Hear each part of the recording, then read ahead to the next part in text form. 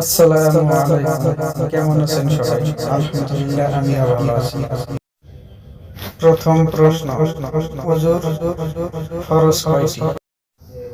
তিনটি, চারটি, পাঁচটি না সাতটি?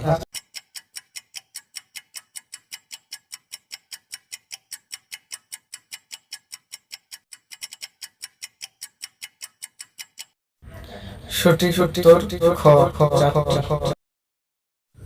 দ্বিতীয় প্রশ্ন, গোসলের ফরজ কয়টি?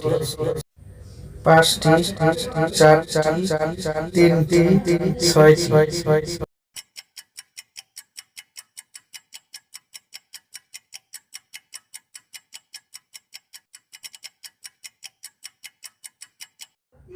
সঠিক উত্তর ঘ, তিনটি।